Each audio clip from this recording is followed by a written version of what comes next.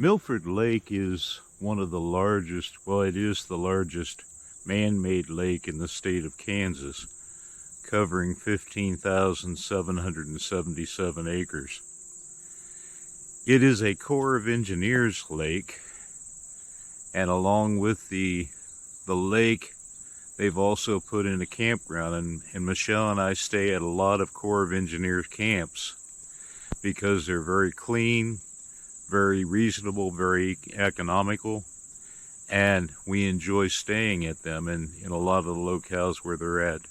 For those of you that may not know, the Corps of Engineers build dams in areas where floods are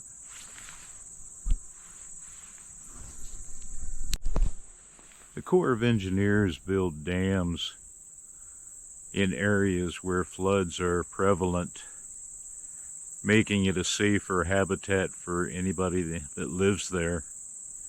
And Milford Lake is, of course, one of those lakes that was formed by damming up the rivers.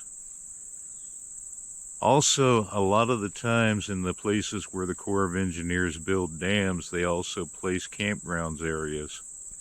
And Milford Lake is one of those sites.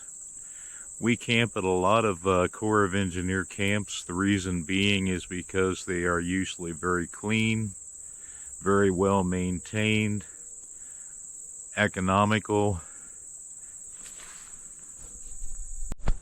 and we have always enjoyed from the first time camping at Corps of Engineer camps.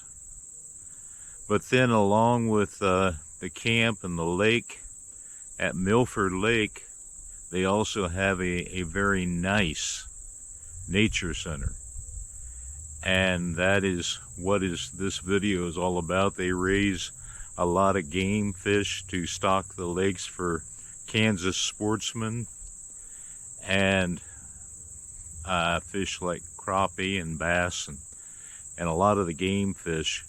And they also raise koi that a lot of people use for decorative situations. So Michelle and I took the time to take in the nature center to have a look. They have raptors there, birds of prey, and I've always been very drawn to like birds of prey and different things like that. I've never been a hunter or a fisherman, but I enjoy my nature through photographs and videos. And so we were so impressed with the Milford Nature Center that we decided to do a video on it, and I hope that you enjoy it as well.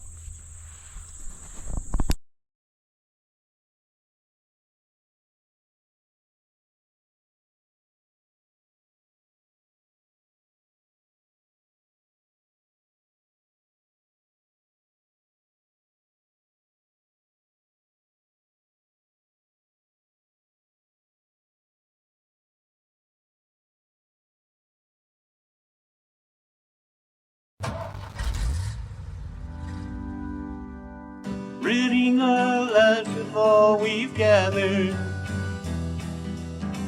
trying to pretend it doesn't matter, but it does. Yes, it does. Yes, it does. Yes, it does. And we're out on the road once again, stretching forth our hands, reaching for a friend, wondering if this trail will ever end, as we're looking for America again. Yes, we're looking for America again.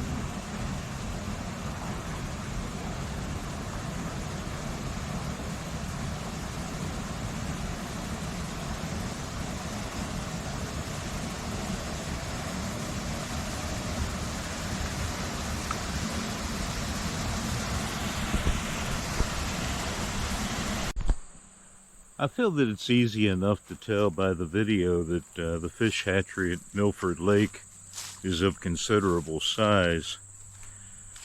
And if I remember right, memory serves me during research, it's Milford and another hatchery, whether it's Corps of Engineer hatchery or not, I'm not sure, that stock every lake in the state of Kansas for sports fishermen. So you can easily say that Milford Lake supplies half the fish that sportsmen are catching. So it's a very important place, and I thought that it was, as most Corps of Engineer things are, very well maintained and very well equipped.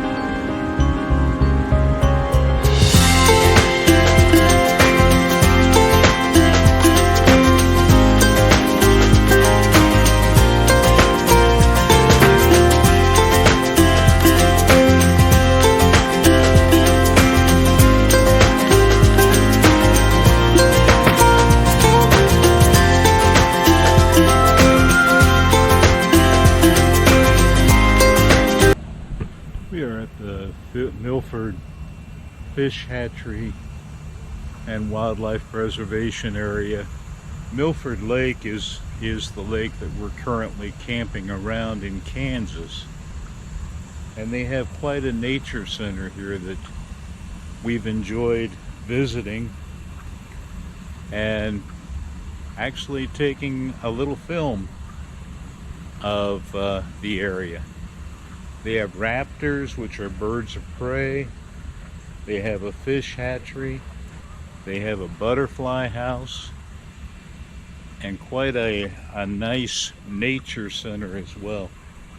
And we really enjoyed our visit here, and we've enjoyed camping as well.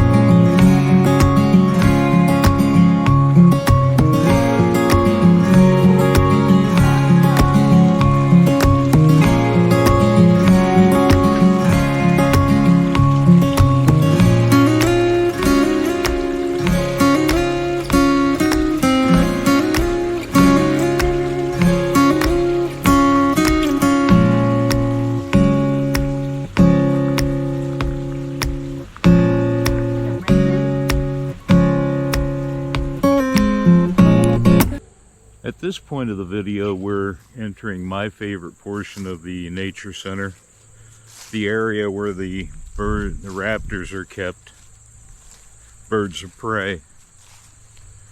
And I always enjoyed viewing eagles and hawks and vultures or whatever else may be there. But I want to say that they don't keep these animals simply because they want to build their own private zoo. Most of the time they house these creatures and release them into the wild once they're healed from their injuries. But from time to time, there are always those that are injured to the point where, for whatever reason, they can't be returned to the wild. And these are the animals that you see housed on any kind of a permanent basis in the nature center.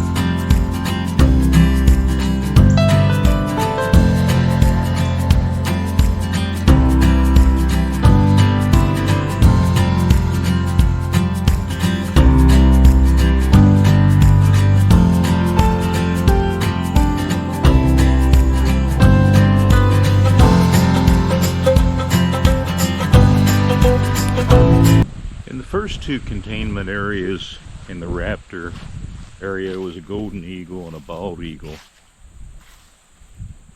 Both about the same size, 2.5 feet, head to tail, and both about the same weight, about 10 pounds and upwards. But it is felt that the golden eagle is the stronger of the two eagles simply because of the type of prey that they seek. The golden eagle has a tendency to seek larger prey than the bald eagle, who eats mostly carrion and mice and that sort of thing. So the golden eagle is the stronger of the two.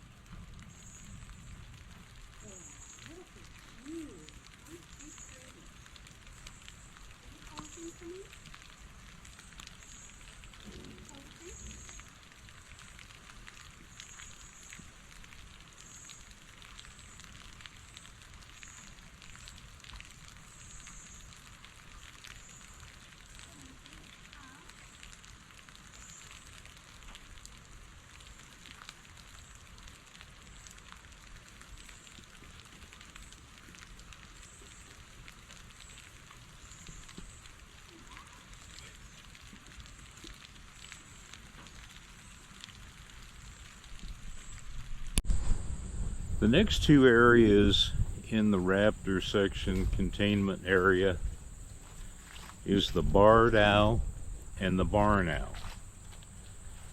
There is a striking difference between the two in appearance, the barred owl being much darker than the barn owl, and the barn owl having a heart-shaped face, One thing about the barn owl is it's totally silent until it lets out a loud screeching noise. And the barred owl has what is considered a distinctive call that most people feel sounds like he's saying, "Who cooks for you?" So there is a striking difference between the two in appearance.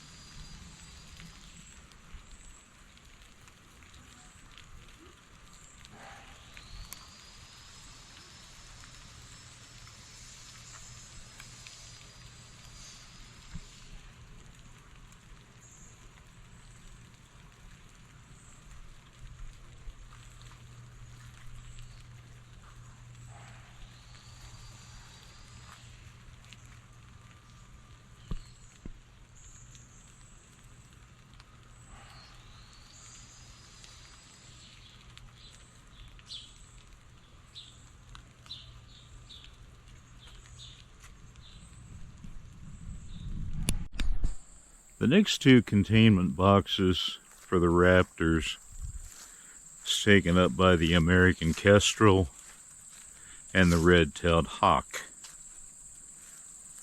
One thing that about the American kestrel is the American kestrel is much more related to the falcon than it is the hawk. And the red-tailed hawk, being larger, in fact, at times the kestrel is prey for the red-tailed hawk. So the American kestrel is much lighter in color, and having blue tips on its wings is much easier to tell the difference between the red-tailed hawk and the American kestrel than you may think.